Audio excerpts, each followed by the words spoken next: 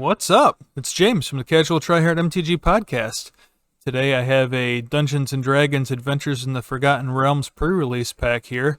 I'm going to do a box opening for. I'm going to open it up, show you what's all inside, and then we're going to open the packs up and kind of walk you through my process of building a sealed pool. Give you some tips and tricks. Maybe if you haven't ever gone to pre-release before, maybe you'll learn something to help you out this weekend. And we'll see where we end up with this guy. Don't forget, I run the Casual Try Hard MTG podcast. We have a show that comes out every Thursday for, I guess, 130 episodes now we're up to. We kind of talk about all manner of Magic topics. We do some news stuff, some strategy stuff, a little bit of card-by-card analysis. We talk about some deck archetypes. We're just kind of bringing you along through our Magic journey. We talk about some arena-specific stuff. So if that sounds like something you're interested in, make sure you check out the show. You can find it anywhere you find podcasts. We're on SoundCloud, Stitcher, Podbean, Apple Podcasts. Like I said, just about anywhere you can find a podcast. We also upload our podcast here on YouTube. So if you want to keep following us here, make sure you click the subscribe button and turn on the bell so you get notified when we post a new episode. Also, like the video if you like what we're doing here. It really helps us out. We're trying to grow our YouTube channel some. And with that, let's get into it. So, if you've never done a pre-release before, the week before set is tournament legal for Magic, they do what's called a pre-release, where they send these kits to local game stores and you kind of get a chance to play with the cards before they're actually out anywhere. The format is typically sealed, so there's inside of this kit here, we're going to open it up, and there will be 6 booster packs. 1, 2, 3, 4, 5, 6. And then we will have a promo code, or a pre-release promo. There's also a divider to keep your deck separate from the rest of your sealed pool. There is a little pamphlet here with some general tips for building a sealed deck, along with a Xanathar's Guide to Dungeons. I believe this tells you how the dungeon mechanic works. If you want any more info on the dungeon mechanic, make sure you check out episode 130. That was our overview of the Adventures in Forgotten Realms set. We talk about all the mechanics and some of the more interesting cards from the set. Also in here, we're going to have 3 foil tokens with foil dungeons on the backside. It's pretty cool. You got to remember to let you guys see these. And we should have a D20, which we do. Normally these are spin down dice where the faces are arranged in such a way that you can just go to the next one as you're counting your life total down. But this is a true D20. So you've got the 20 here and the 1 across from it. That matters for this set because one of the mechanics is you roll 20-sided dice. So we will remember that. I'm going to put these guys back in here because we're not going to need them right now. And we're going to get into it. So each one of these kits comes with a pre-release promo. Ours is a Triumphant Adventurer, and this is going to help us make our way through those dungeons that we got in the pre-release kit there. Inside this pack, there is also an arena code that if you use the code on Arena, I believe it gives you 6 booster packs on Arena.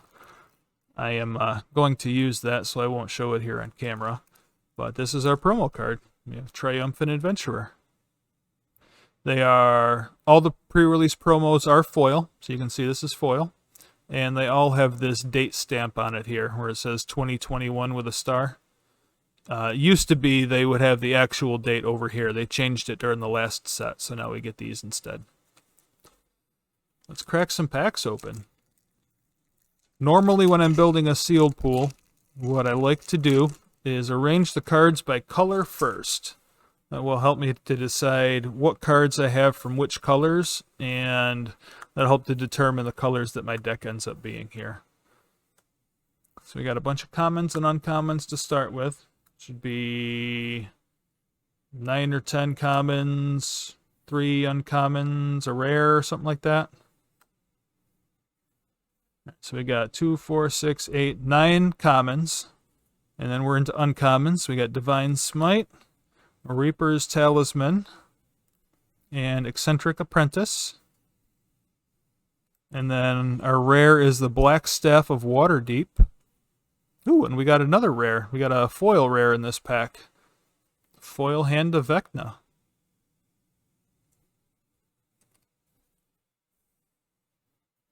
And then we have a dungeon token. Ooh, double-sided. Skeleton Dungeon. And the basic lands for this set have some flavor text on them, which is kind of weird. Not something that they've done before.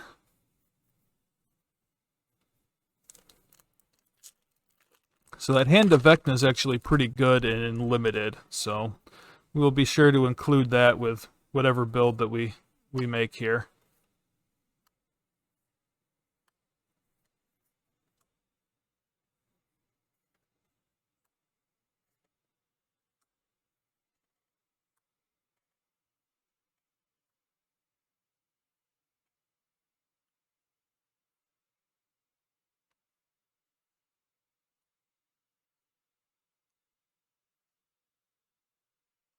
And our rare for this pack looks to be a Planeswalker. Mordenkainen?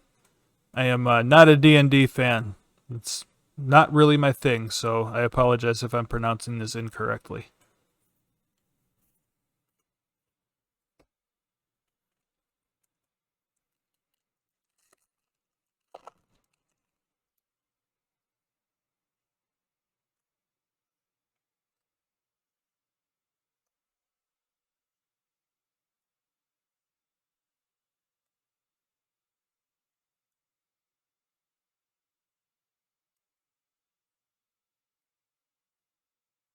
Ooh, this is one of the showcase cards for this set. They're made to look like pages out of the original monster manual. This one here is Arborea Pegasus.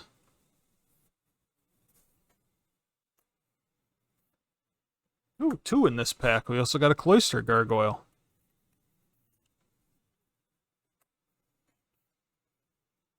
And a Delina Wild Mage is our rare.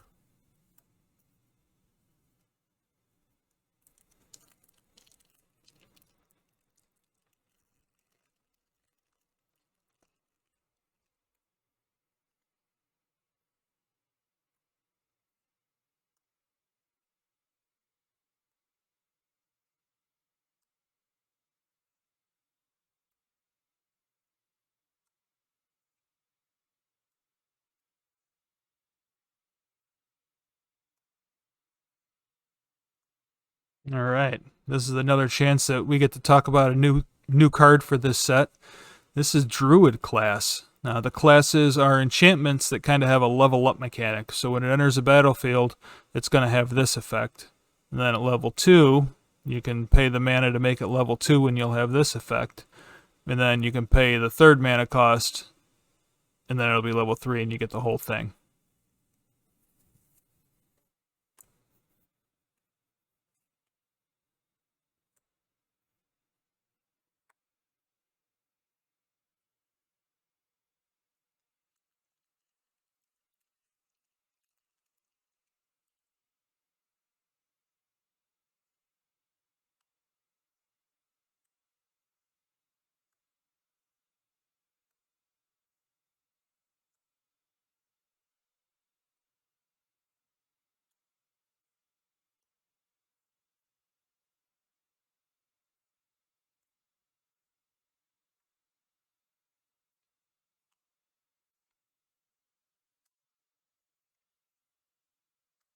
All right, I'm already starting to see a couple themes emerging here. We have a lot of the pretty good white equipments, so that's exciting. I know we got our first 2 rares were both blue, and one of them was a Mythic Planeswalker, but I don't know that the rest of our blue is that great. So we'll have to lay it out and see, but I think our red is pretty strong as well.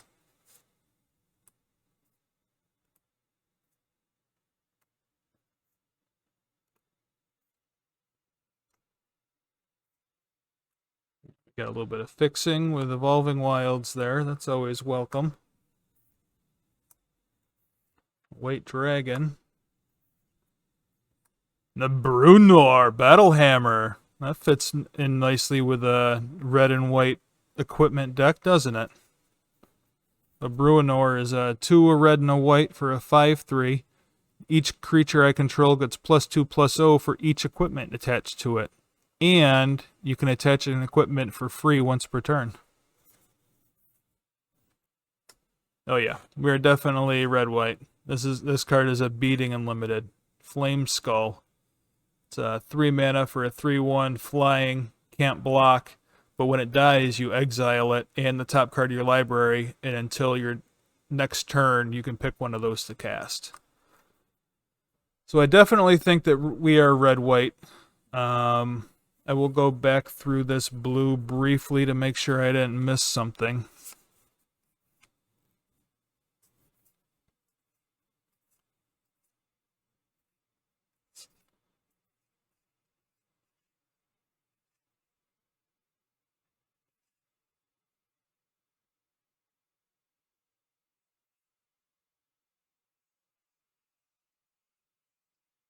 Yeah, there are a few blue cards that are worth playing here, but I'm not sure that it's worth messing up our mana base. I'm pretty sure we can build a decent 2-color deck here, so I'm going to set the blue aside. And our green wasn't that hot.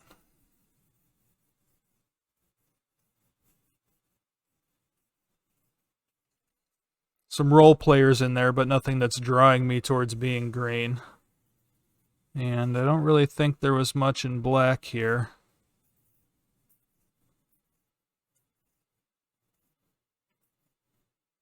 Nope, we didn't even get any good removal in black, so we'll set that aside.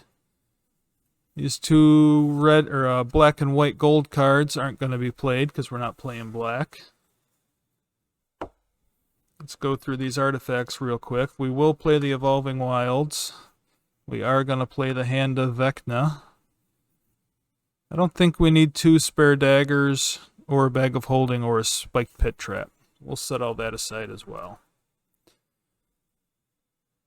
Now, the next thing that I like to do here is lay out my creatures, because if you can build a decent mana curve, a lot of times that will win games all by itself. So it's one thing that I like to try and do, is just have a decent mana curve. Alright, now for a limited deck, we want somewhere around 17 creatures. Being that we're also going to have an equipment theme to the deck, we're probably going to go a little bit light on creatures so we have room for the equipment and some removal. General rule of thumb is about 17 creatures, so we're going to start there and then make some we'll have to make some hard decisions. So right now we have 5, 6, 7, 8, 9, 10, 11, 12, 13, 14, 15, 16, 17, 18, 19, 20, 21, 22, 23, 24. 24 is way too many. We're going to be kind of constrained on mana, I think, because we're going to be moving some equipment around, I would imagine. Which means I want to cut some of the top part of the curve out. The White Dragon is very good, especially if we're trying to punch through some extra damage, so we will leave that. And for now, we'll leave 1 Earth Cult Elemental. I don't think we realistically are going to be casting too many 6-drops, so I'm going to cut the second one of those. The Planar Ally has Evasion, which is kind of nice, and lets us get through a dungeon if we need to. We are probably going to be a little on the aggressive side, and one of the dungeons kind of rewards that in the Tomb of Annihilation. So we'll be looking for ways to trigger Venture into the Dungeon to try and close games out. So I think the Planar Ally will be of use there. I don't know that we're going to be going super wide. We are going to be going tall, except that... So this Tiger Tribe Hunter has Pack Tactics, And it says whenever it attacks, if you attacked with creatures with total power 6 or greater this combat, you can sacrifice another creature. And when you do, this deals damage equal to the sacrificed creature's power to a creature. Like I said, I think we're going to try and be just a little bit light on creatures, so I don't know if we want to be sacrificing them for an effect. On the other hand, Swarming Goblins comes into play with extra creatures, which I think is something that we're going to need, because even one 1/1 Goblin, if we can suit it up with some good equipment, is going to turn into a threat. So we'll leave that guy. Obviously, we're going to want the Battle Hammer if we have an equipment sub-theme here. The Arborea Pegasus will give a creature flying when it ETBs and help us get some damage through. The Lena's pretty good. It can make copies of other creatures. And the Hoarding Ogre can give us a little bit of extra mana if we need to. I don't know. We really don't have too many ways to make treasure early other than this Hoarding Ogre. And just a 4-mana 4/3 I don't know does enough for the deck. So I think I'm going to cut that. The Priest of Ancient Lore draws a card when it enters the battlefield. Like I said, we're going to be a little bit light on creatures, so we're looking for creatures that kind of replace themselves or make other creatures. And he will hold a hammer as well as anything else. So we'll keep him in. The Cloister Gargoyle is kind of just a big body for 3 mana. As long as we've completed a dungeon, it gains flying. Maybe we'll keep that. Blink Dog carries equipment really well. It's double strike and can phase out to protect itself. I don't think we have too many enchantments we're going to be worried about with the Moonblessed Cleric, so I'm going to cut that. The Flame Skull obviously is really good. I don't think we really have too many ways to get through a dungeon, so I don't think we're going to be super interested in the Gloomstalker here. Just a 3-mana 2/3 isn't going to cut the mustard here. We do have a life linker, and some of the dungeon stuff gains life, so I think I am going to keep the Unicorn. And maybe the Barbarian. So the Barbarian and the Ogre are maybe cuts if we run out of room here. The lifelink on the Paladin's really good when you put equipment on it. The Armory Veteran gains Menace when it's equipped. Obviously, that's good. We really don't have a ton of dice rolling stuff, and the 1/3 body's a little mediocre on this Brazen Dwarf, so I don't think we're going to include him. And then we have 2 1/1s here. So these 1-mana 1/1s are going to help us with our curve. Both of them are going to carry equipment pretty well, so we're definitely going to leave both of those in. So without these guys, that leaves us 2, 4, 6, 8, 9, 10, 11, 12, 13, 14, 15, 16. I think that's probably a good number. We'll keep these other 2 guys in mind, but let's look at some of our spells. First, I want to pull out our equipment, because that's kind of a theme of the deck here. And we do have some good ones. So we have the Hand of Vecna.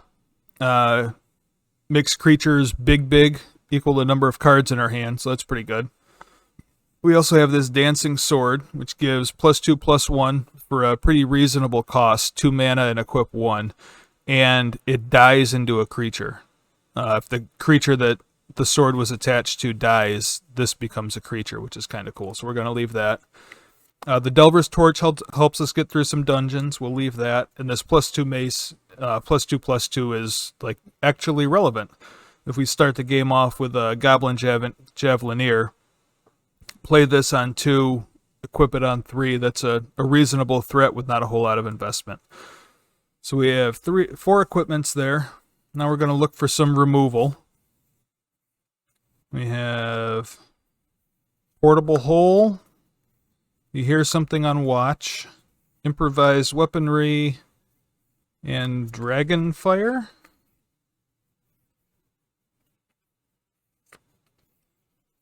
So that gives us We're looking for somewhere between like 8 and 9 spells. So we had 16 creatures. So 16, 17, 18, 19, 20, 21, 22, 23, 24. We have to make one more cut, unless we wanted any of these. And I don't think that we do. Obviously, we want the Evolving Wilds. We'll keep that Divine Smite out. That might be a backup plan or a sideboard card or something. Same goes with the Potion of Healing there. I don't think there's anything else that's worth keeping aside.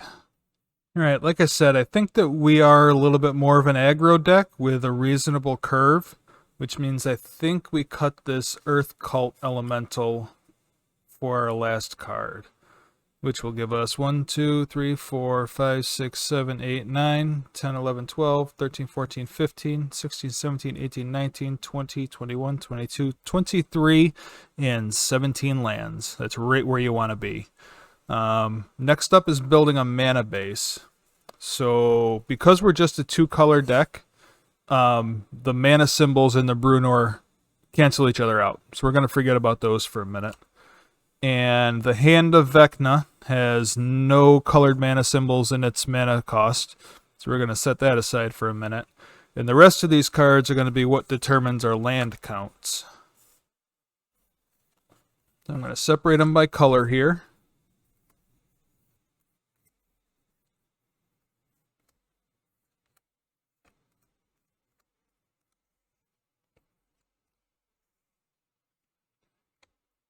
And then we're going to count the mana symbols. So in white, I have 1, 2, 3, 4, 5, 6, 7, 8, 9, 10, 11, 12, 13, 14, 15, 16. And in red, I have 1, 2, 3, 4, 5, 6, 7, 8. So 16 and 8. Normally a good starting point is going to be, you count those colored pips and then divide it by 2. And that should be roundabout how many of that color you need to play. Which would mean we need 8 plains and 4 mountains, which adds up and does not give us the 17 lands we're looking for. It gives us 12. Evolving Wilds is going to be 13 lands. So we're 4 lands short. I'm going to put it in an extra 2 of each. So we'll go 10 and 6. So 10 plains, 6 mountains, and Evolving Wilds. And that should be our deck. I'll lay it out for you one more time here. And I think that's the deck. So just as a quick overview, we opened up a pre-release kit here. Pre-release kits have 6 booster packs and 1 pre-release promo. When you sit down for pre-release, you're going to build a 40-card deck out of those 6 booster packs and your pre-release promo. And you're going to play some number of rounds. Usually it's about 3. And then whatever prize support your local game store offers at that point will be dispersed. It's a good way to familiarize yourself with cards before a set comes out. I love playing in pre-releases. They're my favorite time to play Magic. You also get a life counter that is also an actual D20 this time instead of a spin down die, which is kind of nice. You get to look out for that. You get a deck box here to hold your cards in. It will hold an actual deck too if you would like, if you want to use it past pre-release. These do make decent deck boxes, at least in the short term. They're just thin cardboard, so they don't hold up forever, but it'll probably hold up until your next pre-release where you get another one. Then I showed you how to build a pre-release sealed pool here. Gave you some tips and tricks. Normally you want about 23 spells. That includes your creatures, your artifacts, your removal spells, and somewhere around 17 lands. We're having Evolving Wilds, so we got 1 there. And for this deck we went with 10 plains and 6 mountains. Adds up to our 17. You do want to pay attention to your mana curve here. So you want to have a decent mana curve that will, a lot of times by itself, just win some games of limited, especially if you're a little bit more aggro. If you can go 1, 2, 3, a lot of limited decks have a hard time dealing with that kind of pressure. So just a little tip there. As you saw when I opened the booster packs, I lay everything out by color and then look for cards while I'm laying them out that kind of draw me into a color. Like I showed you, this Flame Skull is a really powerful card that I was kind of excited to open, as well as the Hand of Vecna and the Brunor were all reasons for me to be red. The Brunor and the Hand of Vecna kind of pushed me towards an equipment theme. I did have some decent equipment in white with the mace, the torch, and the sword. So I ended up red-white here. I hope you learned something today. Make sure you check out some of the other videos on the channel here. I've done one of these pre-release kit videos for just about every standard legal expansion set for the last few years. So if you want to go back and watch some of them, you're welcome to. We also have some draft videos on the channel. There'll be some more forthcoming, I believe. And we do our podcast every Thursday. Casual Try Hard MTG podcast. New episodes come out every Thursday. You can find them here on YouTube. You can also find them on just about any place you can find a podcast. Stitcher, Podbean, Spotify, SoundCloud, Apple Podcast. Wherever you listen to podcasts, we are there. Check us out. Follow us on our social media, Casual Try Hard MTG. Like this channel. Hit the bell, or like the video. Subscribe to the channel, click the bell so you're notified when we post stuff.